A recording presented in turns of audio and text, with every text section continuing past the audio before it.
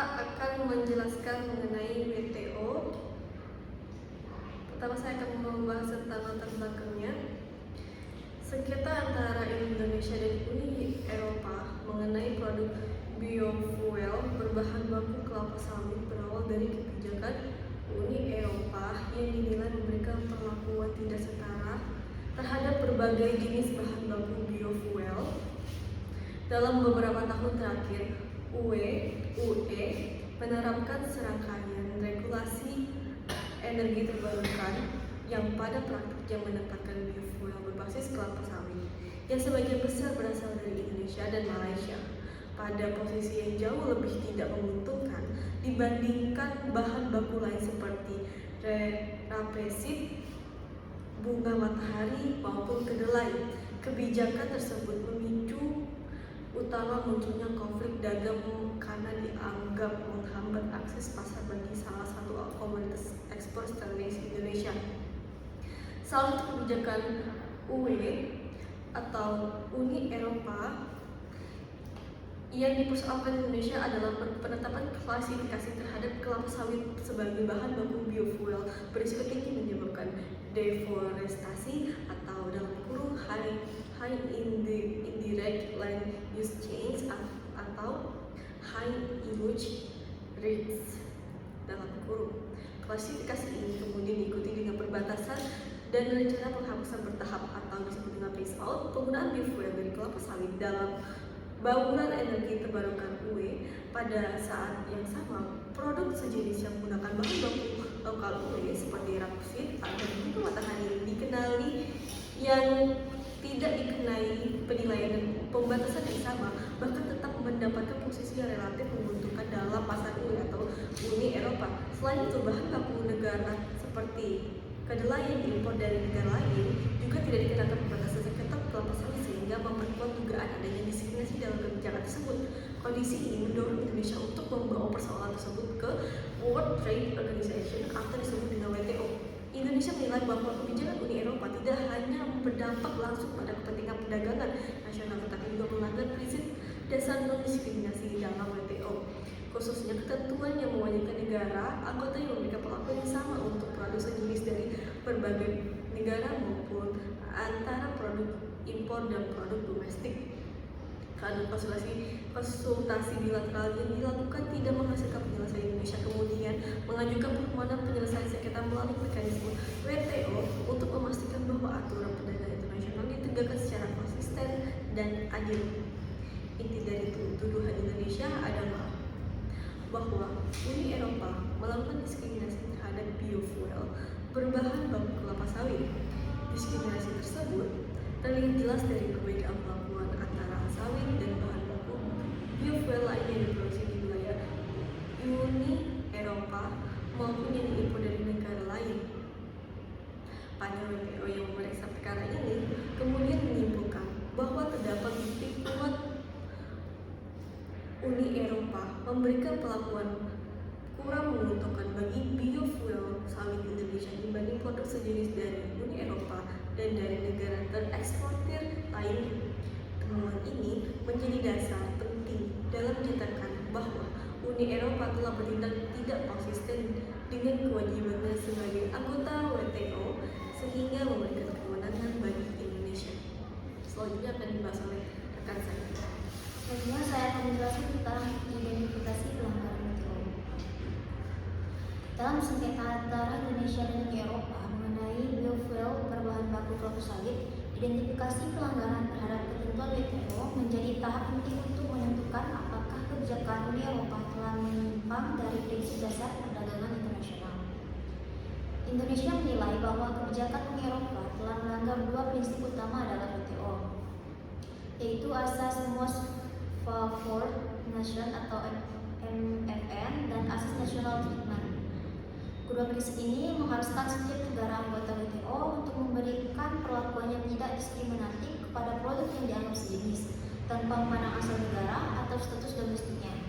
Pelanggaran terhadap salah satu prinsip ini pada dasarnya sudah cukup untuk menjadi dasar gugatan.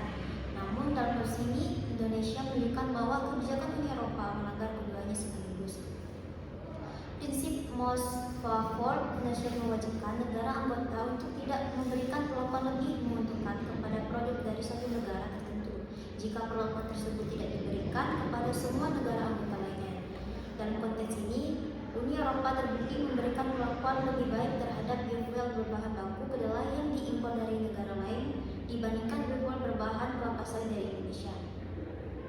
Meskipun keduanya termasuk dalam kategori produk sejenis, kebijakan Uni Eropa menunjukkan perbedaan penilaian risiko dan pembatasan yang tidak berdasarkan standar objektif, sehingga mengarah pada diskriminatif horizontal antar negara eksportir.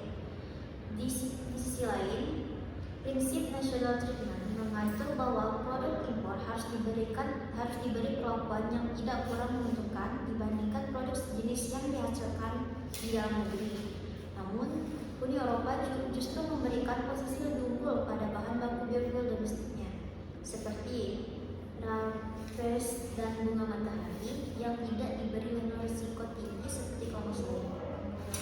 Akibatnya, produk domestik memperoleh akses pasar dan persepsi keberlanjutan yang lebih baik dibanding produk impor dari Indonesia. Panel WTO memperkuat tuduhan ini dengan menunjukkan secara rinci bentuk-bentuk diskriminasi yang dilakukan Uni Eropa. Pertama, pada perbandingan antara kelapa sawit dan bahan baku domestik seperti rapeseed dan bunga matahari, panel menemukan bahwa UE menetapkan standar risiko lingkungan yang jauh lebih ketat terhadap sawit, sementara produk domestik diberi perlakuan yang lebih longgar. Penetapan high yield risk terhadap sawit dilakukan terhadap metodologi yang konsisten dan tanpa membuktikan bahwa bahan baku domestik memiliki risiko yang lebih rendah secara objektif. Dapatnya, sawit berada pada posisi yang kurang menguntungkan baik dari sisi regulasi maupun penerimaan pasar di Eropa. Kedua, ketika membandingkan sawit dengan kedelai yang diimpor dari negara lain, panel menemukan ketidakkonsistenan serupa. Kedelai tidak diklasifikasikan sebagai bahan baku berisiko tinggi meskipun memiliki profil risiko lingkungan yang serupa atau bahkan lebih tinggi dalam beberapa aspek. Akibat perbedaan perlakuan ini, produk kedelai memiliki keuntungan relatif lebih besar untuk masuk dan beroperasi di pasar UE dibanding biofuel sawit Indonesia. Ketiga temuan ini membuktikan adanya hubungan langsung antara praktik Uni Eropa dan pelanggaran prinsip anti-diskriminasi dalam WTO. Aturan-aturan dalam WTO secara tegas menolak perlakuan tidak setara terhadap produk sejenis, sebab hal tersebut dapat menjadi bentuk proteksionisme tersebut. Dengan memberikan keistimewaan terhadap bahan baku biofuel domestik dan produk impor sambil memperlakukan pembatasan berat pada sawit. Uni Eropa telah menciptakan distorsi pasar yang tidak sesuai dengan komitmen mereka sebagai anggota WTO. Panel WTO akhirnya menegaskan bahwa kebijakan Uni Eropa melanggar kewajiban mereka untuk memberikan perlakuan setara kepada semua produk yang berada dalam kategori yang sama. Dengan demikian, perlakuan diskriminatif ini Uni Eropa dalam kasus biofuel sawit ini secara jelas bertentangan dengan prinsip MFN dan national treatment, serta melanggar norma anti-diskriminasi yang menjadi pilar utama sistem perdagangan internasional. Baiklah, saya akan melanjutkan. Saya akan menjelaskan tentang bentuk penyelesaian sengketa melalui WTO berdasarkan kasus biofuel sawit Indonesia versus Uni Eropa. Jadi, penyelesaian sengketa antara Indonesia dan Uni Eropa mengenai kebijakan biofuel sawit berlangsung melalui mekanisme formal WTO yang diatur dalam Dispute Settlement Understanding atau DSU. Mekanisme ini digunakan ketika suatu negara anggota merasa dirugikan akibat tindakan negara lain yang dianggap tidak konsisten dengan aturan perdagangan internasional. Dalam kasus ini, Indonesia menempuh seluruh tahapan penyelesaian sengketa, mulai dari konsultasi hingga keluarnya laporan panel WTO yang mendukung posisi Indonesia. Proses ini merupakan contoh nyata bagaimana WTO berfungsi sebagai forum penyelesaian sengketa yang berbasis aturan, bukan kekuatan politik. Adapun tahap pertama dimulai dengan pemeriksaan konsultasi yang diajukan Indonesia kepada Uni Eropa. Konsultasi merupakan langkah awal yang wajib ditempuh untuk mencari solusi secara damai tanpa intervensi panel. Namun, konsultasi ini tidak menghasilkan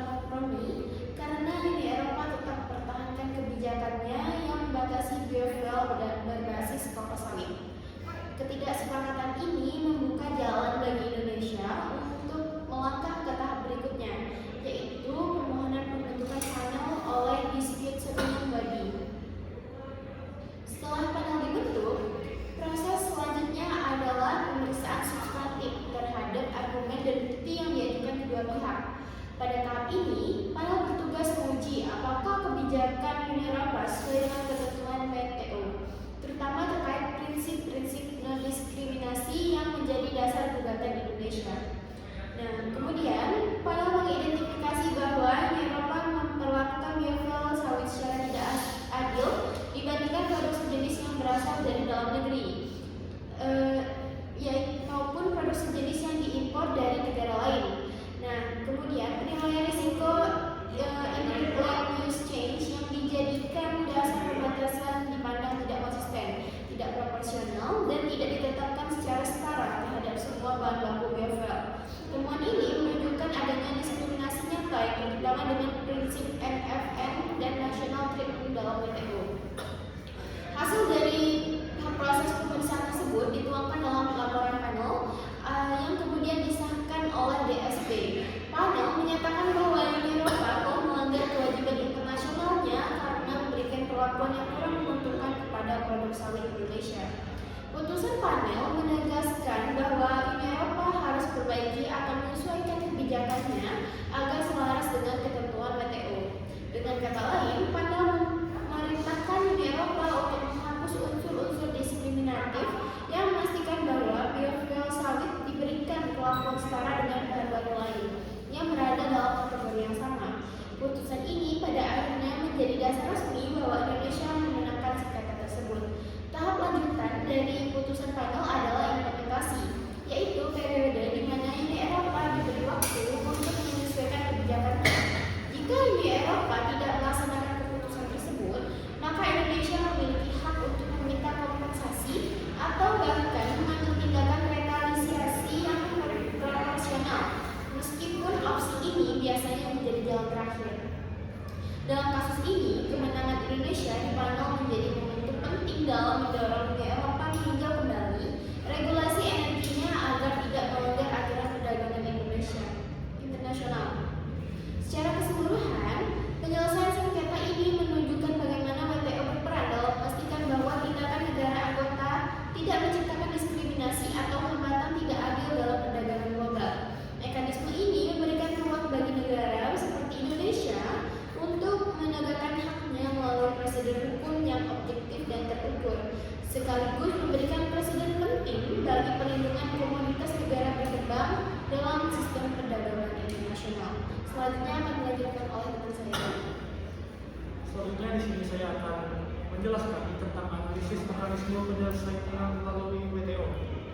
Penyelesaian sengketa antara Indonesia dan Uni Eropa terkait kebijakan RED 2 dan Delegate Act mengikuti seluruh tahapan resmi WTO dalam Dispute Settlement Understanding atau DSU.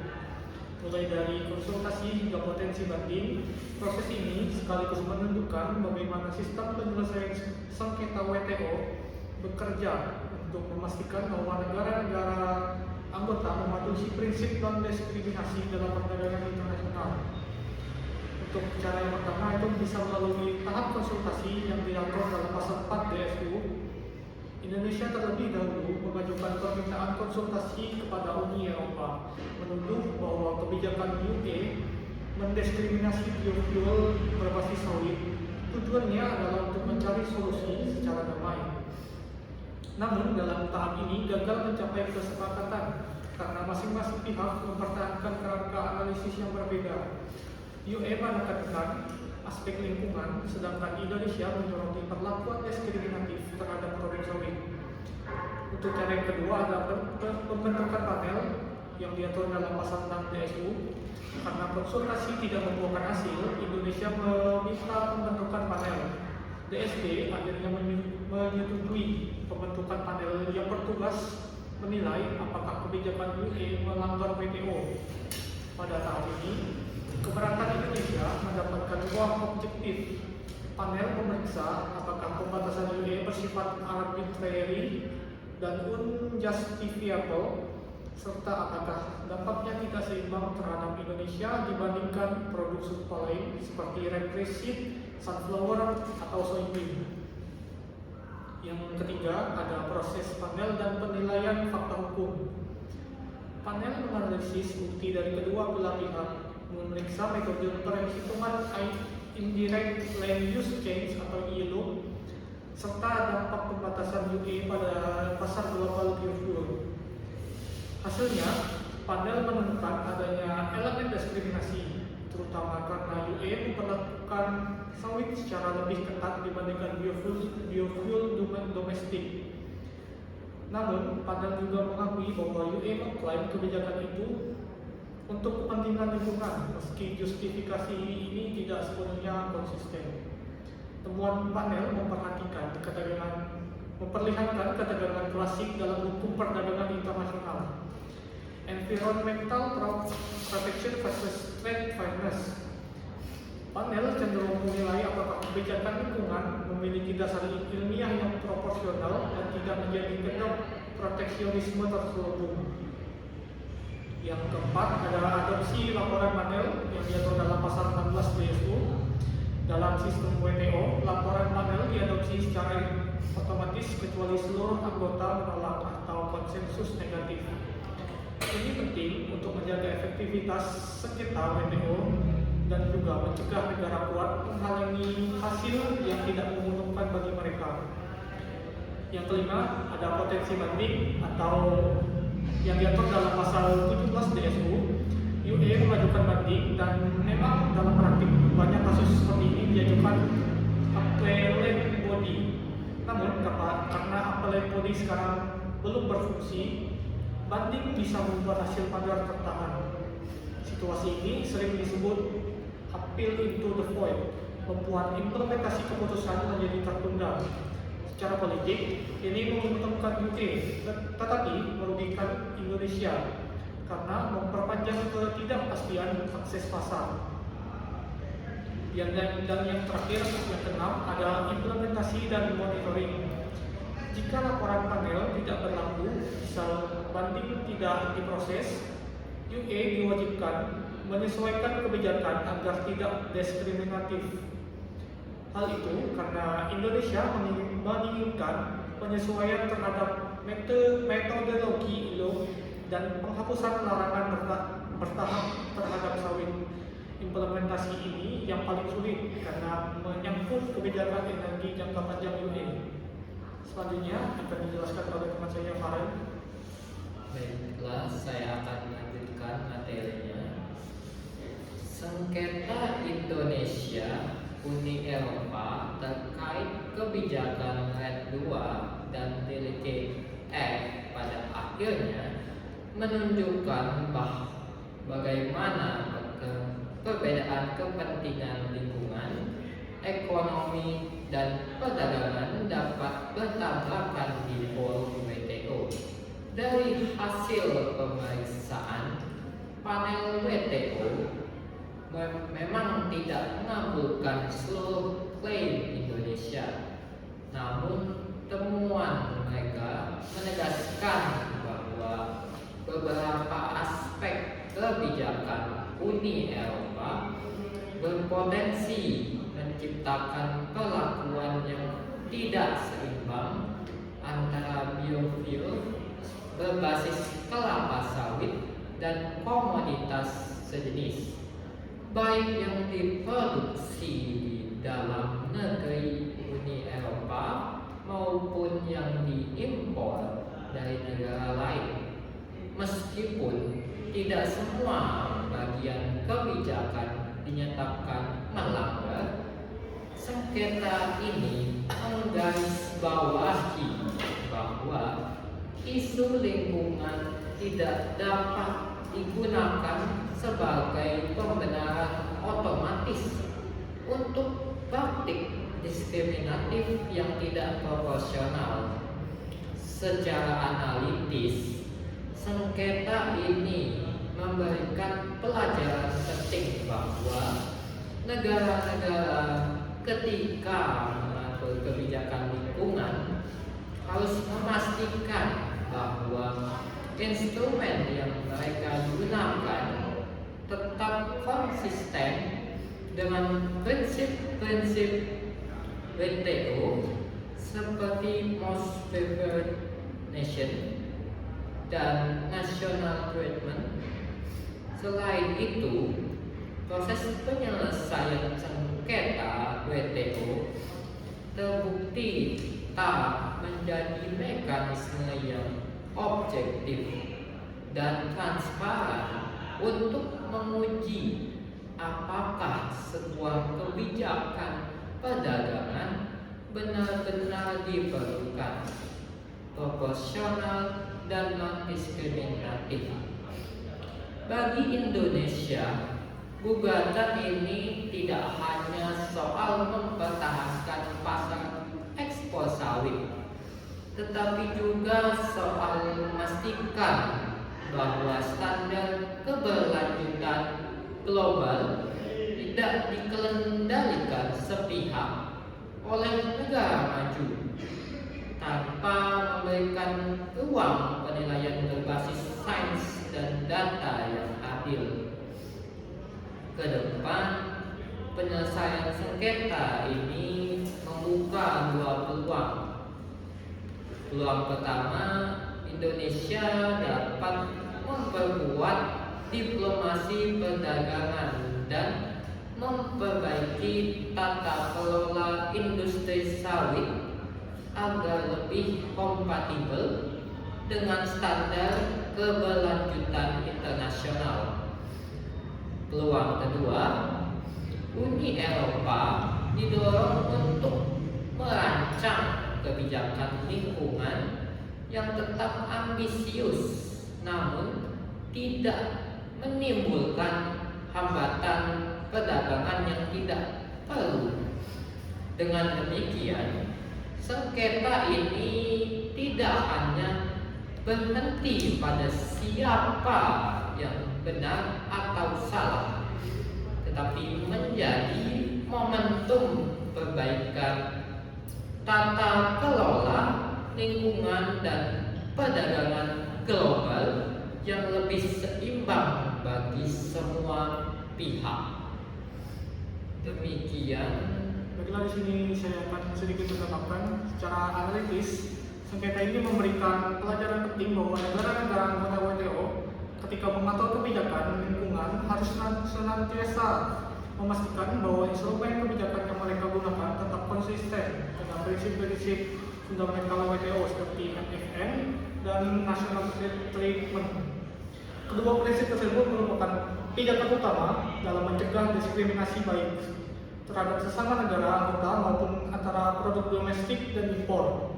Selain itu, proses penyelesaian sengketa di WTO kembali membuktikan dirinya sebagai mekanisme yang objektif, transparan, dan berbasis fakta untuk menguji apakah suatu kebijakan perdagangan benar-benar diperlukan, proporsional, dan non-diskriminatif sesuai dengan ketentuan GATT. Kedepannya, penyelesaian sengketa ini membuka setidaknya dua peluang strategis. Yang pertama, Indonesia dapat memperkuat diplomasi perdagangan internasional serta memperbaiki tata kelola industri kelapa sawit melalui peningkatan sertifikasi keberlanjutan, transparansi rantai pasok, dan pemanfaatan teknologi ramah lingkungan sehingga lebih kompatibel dengan standar keberlanjutan internasional yang melegitimasi. Yang kedua, Uni Eropa didorong untuk merancang kebijakan lingkungan yang tetap ambisius dalam mencapai target penurunan emisi, tetapi pada saat yang sama tidak menimbulkan hambatan perdagangan yang tidak perlu dan tidak mengarah pada diskriminasi tersembunyi. Dengan demikian, sengketa ini tidak berhenti pada persoalan siapa yang benar atau salah, melainkan menjadi momentum penting bagi terciptanya tata kelola dan sistem perdagangan global yang lebih adil, seimbang, dan saling menghormati.